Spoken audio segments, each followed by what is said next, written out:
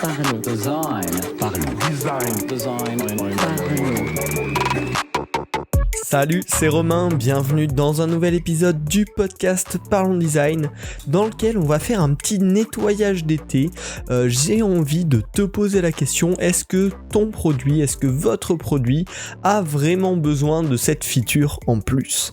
Des fois dans Parlons Design, on parle vraiment de petits détails, de design d'interface, de petits composants spécifiques. Aujourd'hui, on va prendre un petit peu de recul et on va vraiment parler product design, version vraiment très stratégique, le choix des features à implémenter, et puis on va voir un petit peu comment faire les bons choix, quelles questions il faut se poser, notamment quand on veut implémenter une nouvelle feature. Souvent vraiment la chose par défaut qui nous vient à l'esprit quand on dit on va faire évoluer le produit, on va améliorer le produit, c'est ajouter des features, ajouter des fonctionnalités, proposer de nouvelles possibilités à nos utilisateurs, proposer des choses innovantes qui ne sont pas déjà présentes dans l'application et qu'on va rajouter pour qu'ils puissent faire de nouvelles choses avec le produit. C'est vraiment la première chose à laquelle on pense, mais est-ce que c'est la seule ?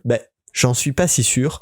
Et puis du coup, on va voir dans ce podcast comment choisir les fonctionnalités à intégrer. Parce qu'en fait, en tant que product designer, donc surtout si vous êtes plutôt dans la partie gestion, vous êtes un petit peu le garant de la simplicité d'usage de votre produit, du fait que les nouveaux utilisateurs ne seront pas perdus, que les utilisateurs actuels qui vont suivre l'évolution de l'application garderont en fait le produit qu'ils ont décidé d'utiliser et que ça ne va pas dériver vers un produit totalement différent de ce qu'ils ont acheté au départ, de ce qu'ils ont choisi de prendre comme application. Et donc vous êtes le garant de tout ça, et donc choisir les fonctionnalités qu'on ajoute, c'est bien sûr une responsabilité très importante. Dans le cadre de faire le choix de ne pas augmenter le nombre de features et d'améliorer le produit autrement, on peut notamment citer Google Traduction. Google Traduction qui a une interface extrêmement simple avec finalement peu de fonctionnalités. Ils ont juste au fil du temps rajouté des nouveaux moyens de envoyer des données au traducteur, on va dire, donc par la caméra, par le vocal, mais c'est resté ultra centré sur la traduction. On n'a pas d'historique complet de ce qu'on a traduit, on n'a pas de fonctionnalités super avancées où on peut traduire dans plusieurs langues, ça reste simple et droit au but, et pourtant ils améliorent le produit énormément sur le fond, sur le fonctionnement, sur la puissance qu'il y a derrière. Mais par contre, l'interface en elle-même reste toujours aussi simple. Également, l'application Apple Podcast, elle est très intéressante dans cet exemple. Depuis le début, c'est une application dédiée au podcast. Ils auraient pu faire comme Spotify ou Deezer qui a unifié la musique et les podcasts, mais non, ils ont décidé de garder un endroit uniquement pour les podcasts, et comme ça les utilisateurs qui utilisent Apple Podcast, quand ils veulent accéder à leur podcast, et c'est comme ça depuis des années, ils vont dans leur application, ils ont le contenu qu'ils recherchent, pas plus, pas moins, et donc ça c'est un bon exemple d'application qui a fait le choix de ne pas rajouter des fonctionnalités à chaque nouvelle version, mais plutôt d'améliorer l'existant. Un autre que j'aime beaucoup, Trainline. Donc je sais pas si vous connaissez, c'est quand même assez répandu aujourd'hui. C'est juste un opérateur qui va vous permettre de prendre vos billets de train et de bus bien plus facilement qu'avec les sites classiques. Donc par exemple plus facilement qu'avec le site de la SNCF. Et en plus, c'est lié à plusieurs réseaux.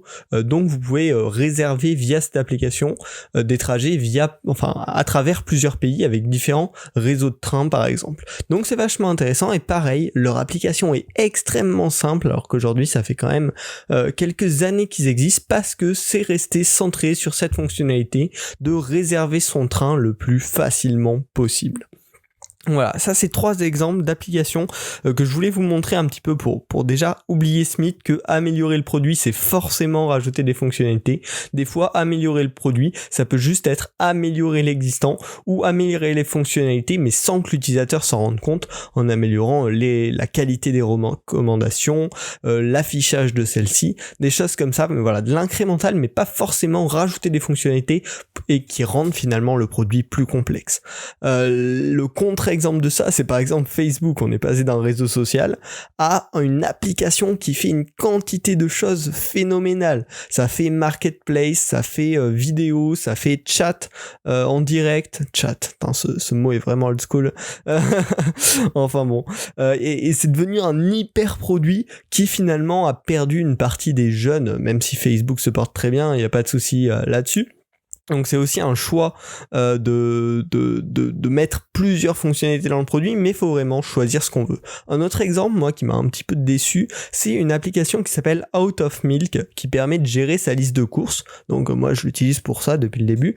Et maintenant, ils ont rajouté plein de fonctionnalités, genre tu peux mettre des rappels, il y a des choses, je sais même pas ce que c'est, j'ai même pas été voir, tellement ça n'a pas d'intérêt pour moi.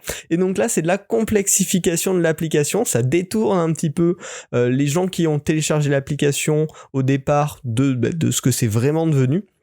Et donc c'est peut-être un petit peu dommage. En tout cas, il faut y réfléchir et c'est cette question que j'aimerais te poser durant ce podcast. Donc finalement, quelle va être la méthode pour sélectionner les nouvelles fonctionnalités qui sont vraiment nécessaires, qu'on doit implémenter et celles qui ne le sont pas?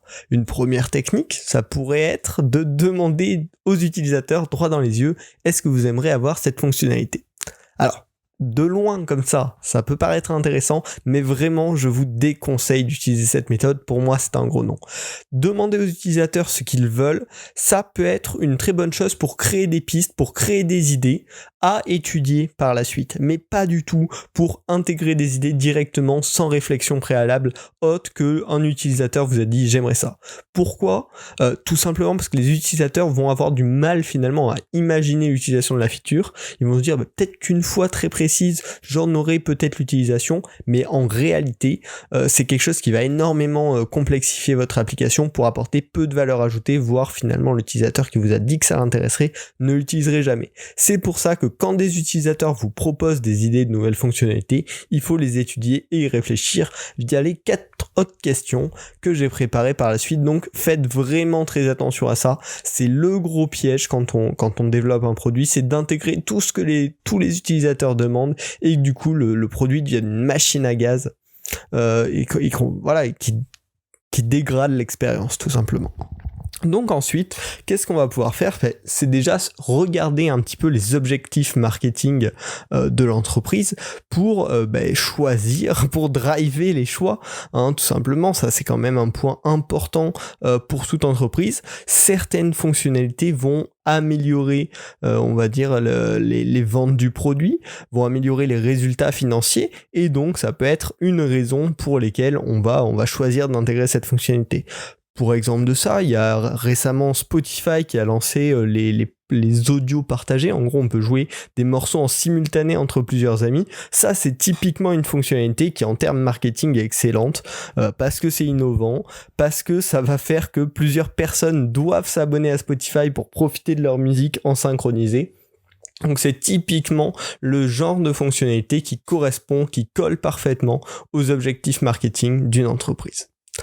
La troisième chose à vérifier quand vous allez vouloir ajouter une nouvelle feature à votre produit, c'est vérifier quel problème cette fonctionnalité à quel problème cette fonctionnalité répond, et surtout vérifier que le problème existe réellement. Ça, c'est vraiment très important. Donc ce qu'il va falloir faire, c'est bien sûr demander aux utilisateurs, demander à vos utilisateurs cibles, mais de manière non frontale. Vous n'allez pas leur dire est-ce que cette fonctionnalité vous intéresse ? Sinon, ils vont principalement répondre oui, même si finalement, c'est anecdotique pour eux. Donc il va falloir amener ça de manière non frontale, en posant des questions autour du sujet que vous souhaitez explorer, en essayant de leur demander les problèmes autour de ce sujet-là, mais sans leur suggérer la solution que vous souhaitez apporter. Juste vérifier que le problème que vous allez résoudre existe réellement. Donc ça, moi je vais vous donner un petit exemple, et c'est ce qui m'a inspiré ce podcast-là, sur Sésame, donc le gestionnaire de mots de passe que j'ai créé, qui vit aujourd'hui, qui est une application iOS et macOS. Je vous mettrai le lien dans la description si j'y pense. J'ai pensé à un moment intégrer le fait d'enregistrer comme un mot de passe si on s'est connecté sur un service, par exemple avec Facebook. Donc je me suis créé un compte Spotify et j'ai utilisé la connexion avec Facebook. J'aimerais pouvoir l'enregistrer dans Sésame pour que la prochaine fois que je vais me connecter à Spotify, si je sais plus quel moyen j'ai utilisé pour me connecter, je puisse aller vérifier dans Sésame. Donc ça m'a vachement hypé, je me suis dit ah ouais, ce serait vraiment cool. Du coup, j'étais parti directement dans des wireframes et je me suis dit, mais attends, ça va vachement complexifier l'expérience utilisateur. En tout cas, ça va rajouter une étape qui peut être un petit peu difficile, notamment pour un nouvel utilisateur. Le but de l'application est qu'elle soit extrêmement simple d'accès pour tous. Est-ce que c'est vraiment nécessaire ? Donc pour ça, j'ai créé un sondage où j'ai posé des questions. Est-ce que les gens utilisent la connexion avec Facebook, Twitter, Google ? Quels problèmes est-ce qu'ils rencontrent ? Quels avantages ils rencontrent ? Est-ce qu'il leur arrive de rencontrer des problèmes au moment de se connecter sur un service sur lequel ils ont utilisé ce type de connexion, sign in with ? Et donc avec toutes ces questions-là, ça m'a permis de déterminer si le problème que j'essayais de résoudre était un vrai problème ou non. Et bon, ça je ne vous livre pas les résultats tout de suite, vous pourrez voir par la suite si vous essayez Sésame ou si vous vous abonnez à ce podcast pour suivre la suite des aventures. Donc voilà, il faut vraiment en troisième étape vérifier que le problème existe réellement pour vos utilisateurs. Ensuite, la quatrième étape, ça va être d'analyser l'impact sur l'existant. Ça, c'est vraiment extrêmement important. Quel va être l'impact en termes d'expérience utilisateur du rajout de cette fonctionnalité ? Est-ce que ça va modifier la navigation ? Est-ce que ça va modifier l'organisation justement de vos informations ?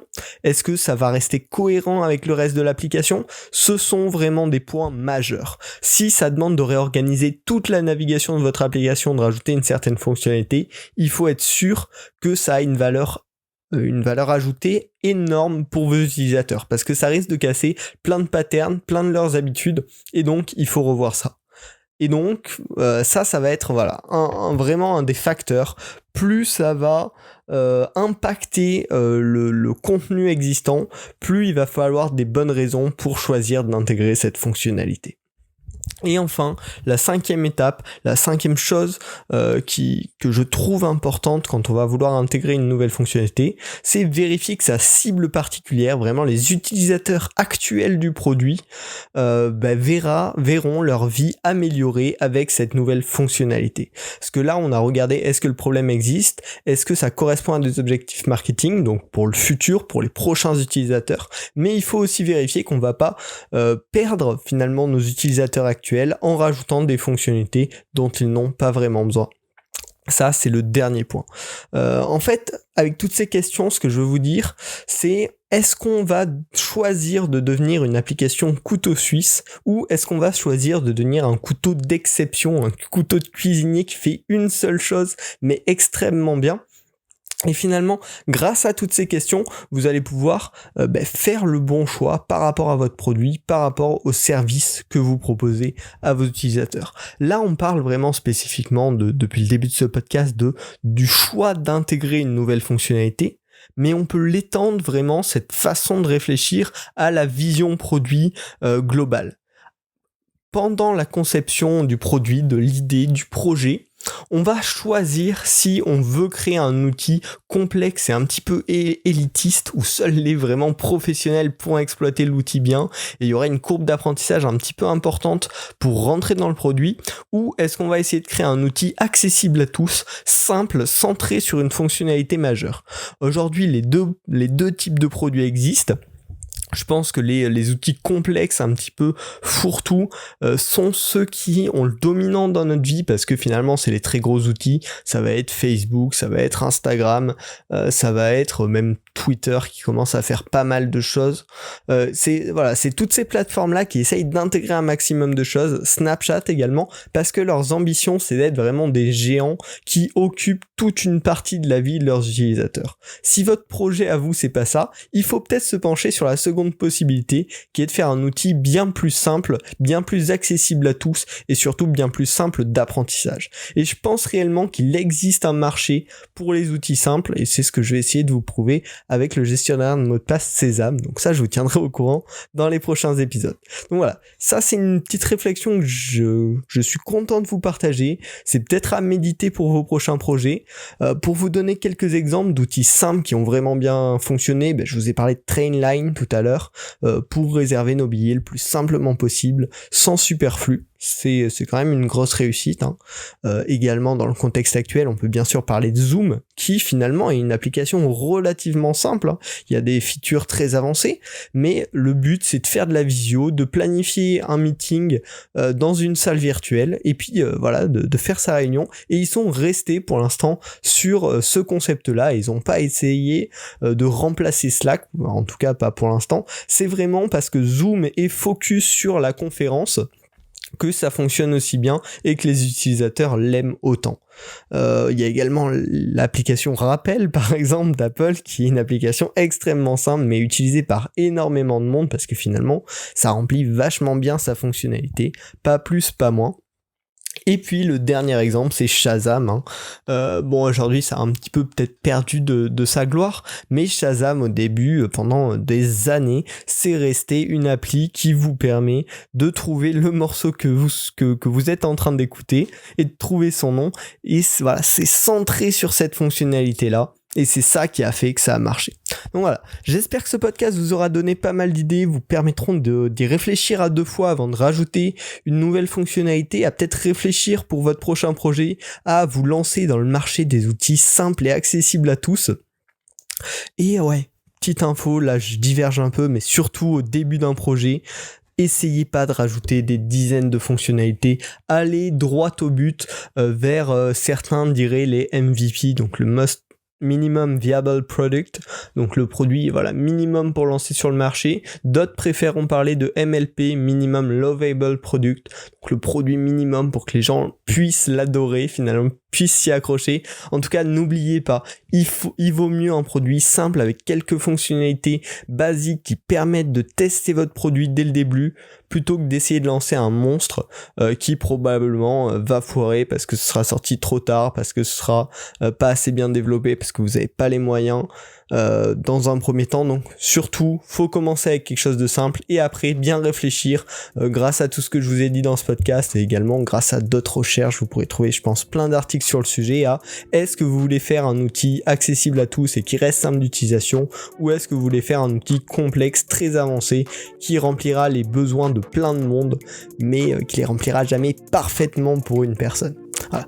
J'espère que ce podcast vous a plu. Si vous voulez plus d'infos sur le design, d'actu sur le design, de bons articles, je vous invite à aller découvrir Partageons Design. C'est un site et une newsletter sur lequel je vous partage les meilleurs contenus design sur lesquels je tombe. Donc n'hésitez pas à aller checker.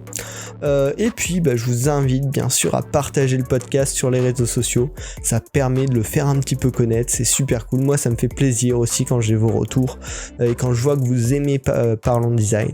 Donc n'hésitez pas, on se retrouve la semaine prochaine pour un nouvel épisode. Salut! Parlons design.